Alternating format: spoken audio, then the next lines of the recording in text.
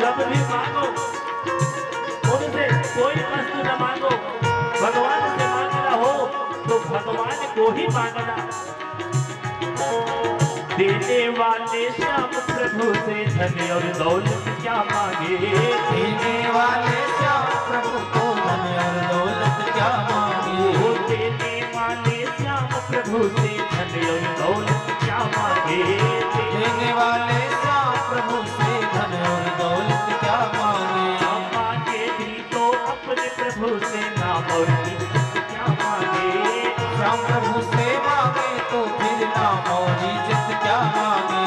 श्याम प्रभु से मांगे भी तो नाम और इज्जत क्या मांगे, श्याम प्रभु से मांगे भी तो नाम और इज्जत क्या मांगे। मेरे जीवन में अब कर दो, जय हो मेरे जीवन में अब कर दो कृपा की बरसात। देना हो तो दीजिए जन्म जन्म का साथ, देना हो तो दीजिए जन्म जन्म का साथ।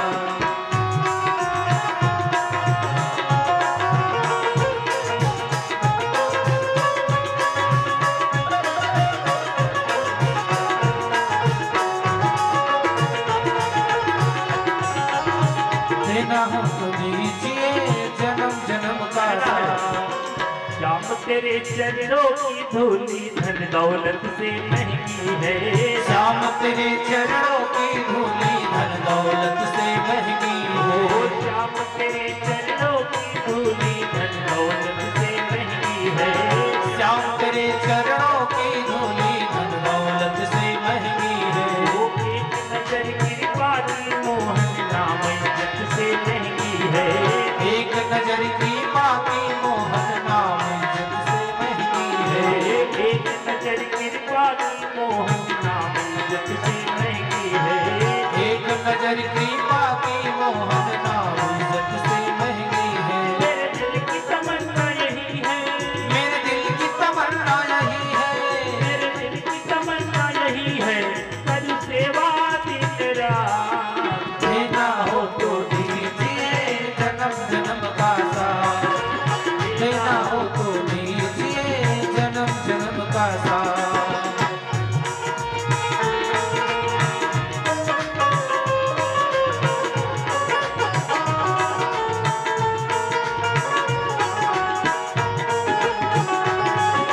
जन्म जन्म का साथ, देना हो तो दीजिए कहना है जन्म का साथ।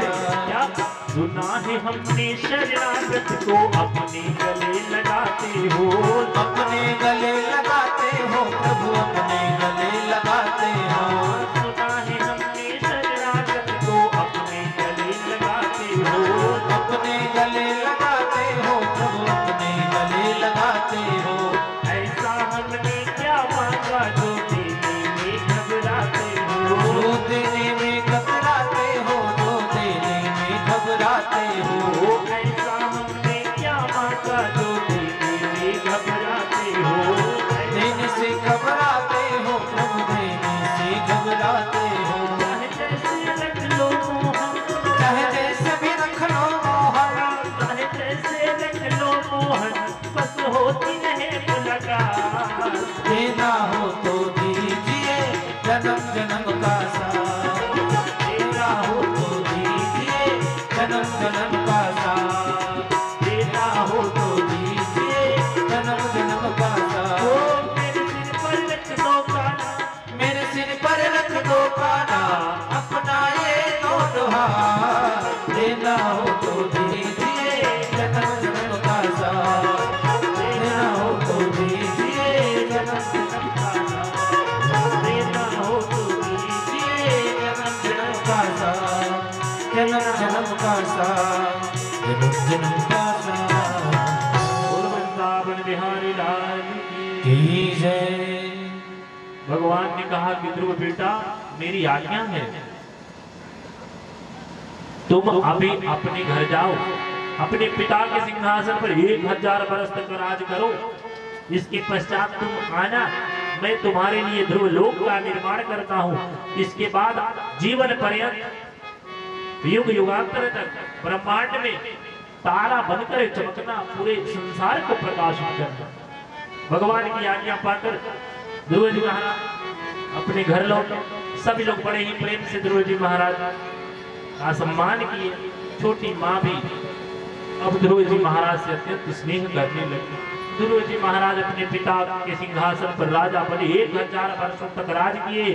तत्पश्चात उनके लिए भगवान विष्णु के पार्षद दिव्य विमान लेकर उपस्थित हुए। ध्रुव जी महाराज विमान में चढ़कर जाने लगे। भाई एक बच्चे का मोबाइल खो गया है, बड़ा मोबाइल भुला था भाई। ये खाली मोबाइल वाला आदमी आओ तो कहाँ ले जाए वाला भाई। इनका मोबाइल कहीं गुम हो गया है और कोई बंधु पाया है तो कृपया महाराज जी के पास ले जाकर के दे दें। iPhone 6 मोबाइल का नाम है। हाँ भाई, जिस किसी को भी मोबाइल फोन मिले ले जाकर योग्याधीश महाराज जी के पास पहुंचा देंगे। बोले वृंदावन बिहारी लाल की जय। ध्रुव जी महाराज ने पार्षदों से कहा कि सुनो, मेरी माँ पीछे छूट गई। तो पार्षदों ने कहा चिंता मत कीजिए, आपकी माता जी आगे ही चली गई। आगे जो विमान जा रहा है उसमें आपकी माता जी जा रहे हैं। अर्थात जो भागवत होता है, जो वैष्णव होता है, भगवान विष्णु के शरणों का दास होता है, वो अपनी ही नहीं अपनी 21 पीढ़ियों का उद्धार करता है। तो लिखा है कि माता वैरी पिता शत्रु ये न बालो न पाठितः न शोभती सभा मध्य हंस मध्य बकूज था। वो माता पिता अपने बच्चों के लिए शत्रु के समान है, जो अपने बच्चों को अच्छी शिक्षा नहीं देते। अतः अपने बच्चों को अच्छी शिक्षा दे। ध्रुव जी महाराज की माता ने अच्छी शिक्षा प्रदान की, तो ध्रुव जी महाराज ने अपना कल्याण किया, साथ ही साथ अपनी माता पिता का भी कल्याण किया। बोले बोले लक्ष्मी नारायण भगवान की जय। कितना लोग चाहते हैं कि अभी कथा हो कि चाहिए तो उठावल होता है, अभी कथा हो कि चाहिए। कितना लोग चाहते हैं कि अब आरती हो जाए कि चाहिए। हथवो उठावे में असकत लगत है ना। हाँ, एगो राजा रहले तो अपना राज्य में घोषणा करवा दिए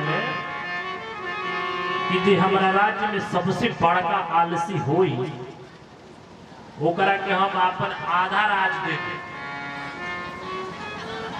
जब हल्ला भइल तो राज्य के जितना आलसी रहले सब देश के सब राजा के दरबार में पहुंच गए। राजा ने पूछले कि भाई सब केहू आलसी है का? हाँ। राजा पूछले कि के सबसे बड़का आलसी है भाई, हाथ उठाओ। तो कुल हाथ उठा दिया, सब हाथ उठा दिया। एगो खाली रहे जौन हाथ ना उठा। राजा खाली कहे भाई तू आलसी ना हो का? तो आलसी तो है बाकी तनी हाथवा उठा अस्कत लागत नहीं से। भाई सबके हाथ ऊपर उठा के ताली बजा के भगवान के संग सभी लोग श्रद्धा के साथ दोनों हाथ ऊपर उठा के ताली बजा के भगवान का संकीर्तन करेंगे। इसके बाद आगे की कथा होगी। बोले वृंदावन बिहारी लाल की जय हो।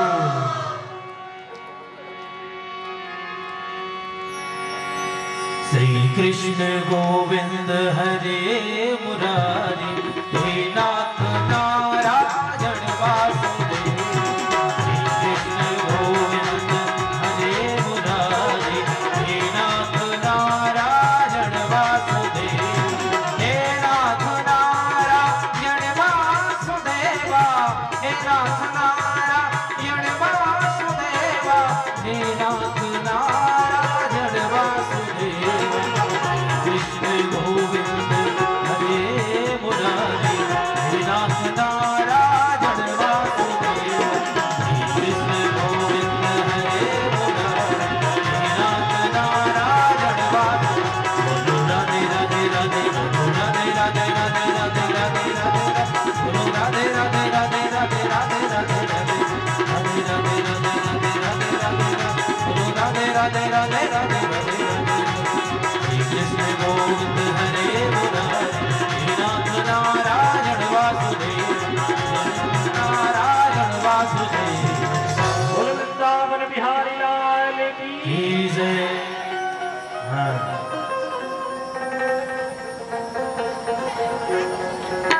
मनु महाराज के दो पुत्र थे, एक थे प्रियव्रत और एक थे उत्तानपाद। उत्तानपाद के घर में ध्रुव जी महाराज जैसे भक्तराज का जन्म हुआ, और जो उनके दूसरे पुत्र थे ना प्रियव्रत, उनका खानदान आगे चल करके असुर खानदान हो गया। उनके खानदान में बाद में जाकर दो असुर प्रकट हो गए। दोनों असुर बहुत पराक्रमी थे, बहुत बलशाली थे। दोनों का नाम था हिरण्याक्ष और हिरण्यकश्यपु। हिरण्याक्ष बड़ा था, हिरण्यकश्यपु छोटा था। एक बार हिरण्याक्ष ने पृथ्वी मैया का ही अपहरण कर लिया, गेंद के समान पृथ्वी मैया को उठा लिया और पाताल लोक में लेकर चला गया। पाताल में रख दिया और तलवार लेकर के पृथ्वी मैया के चारों तरफ से पहरा देने लगा। सारे पृथ्वीवासी हाहाकार चित्कार करते रहे। बहुत दिनों तक पृथ्वी के चारों तरफ से पहरा देता रहा। तो एक दिन उसका छोटा भाई हिरण्यकश्यपु ढूंढते ढूंढते पाताल लोक में पहुंचा। अपने भाई को देखा और कहा, अरे भैया आप यहाँ क्या कर रहे हैं? हिरण्याक्ष कहता है, देख नहीं रहे हो, मैं पृथ्वी का अपहरण करके लाया। पहरा इसलिए दे रहा हूं ताकि कोई यहाँ से पृथ्वी को उठाकर ले न जाए। हिरण्यकश्यपु कहता है कि कौन है ऐसा आपके सिवा जो इस पृथ्वी को यहाँ से उठा ले जाए? हिरण्याक्ष कहता है कि और तो कोई नहीं है, लेकिन इस पृथ्वी को जिसने बनाया वो नारायण इस पृथ्वी को यहाँ से लेकर जा सकता है। तो नारायण इस पृथ्वी को यहाँ से ना लेकर जाए, इसलिए पहरा दे रहा। हिरण्यकश्यपु कहता है, भैया तो आप कब तक यहाँ पहरा देते रहेंगे? आखिर और भी कुछ काम धंधा है कि नहीं? तो कुछ उपाय कर दीजिए जिससे नारायण पृथ्वी को यहाँ से न ले जाए, और चलिए बाकी सब भी तो काम करें। हिरण्याक्ष बोला कि हाँ तुम ठीक कह रहे हैं, लेकिन नारायण यहाँ न आ पाए, पृथ्वी को यहाँ से न ले जा पाए, इसके लिए कुछ उचित प्रबंध कर देते हैं। दोनों भाई बैठकर सोचने लगे क्या किया जाए। सोचते सोचते सोचते सोचते अचानक हिरण्यकश्यपु हंसा और हंसकर बोला कि भैया एक उपाय है। हिरण्याक्ष कहता है, वो क्या? हिरण्यकश्यपु कहता है कि भैया मेरे पास एक उपाय है, और दुष्ट की सोच दुष्ट जैसी ही होती है। हिरण्यकश्यपु कहता है, भैया आप पृथ्वी के चारों तरफ से भयंकर विष्ठा की दीवार खड़ी कर दीजिए।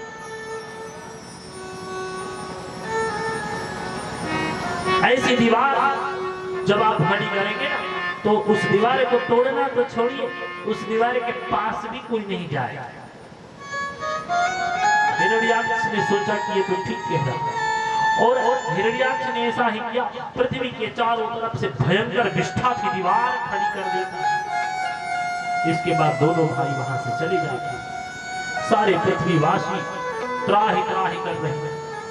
देवता लोग जाते हैं भगवान नारायण के पास, त्राहि मां प्रभु, पृथ्वी वासियों का उद्धार कर दीजिए प्रभु। पृथ्वी का अपहरण हिरण्याक्ष ने कर दिया, पाताल में लेकर रख दिया, और पृथ्वी के चारों तरफ से भयंकर विष्ठा की दीवार खड़ी कर दिया। आप पृथ्वी पर और पृथ्वीवासियों पर अनुग्रह करें प्रभु, कोई उपाय करें, इनका कल्याण करें। भगवान ने कहा ठीक है, जाओ मैं कुछ उपाय सोचूं। देवताओं को आश्वस्त करके वहां से भेज दिया, और इसके बाद भगवान विष्णु ने वाराह अवतार धारण कर लिया।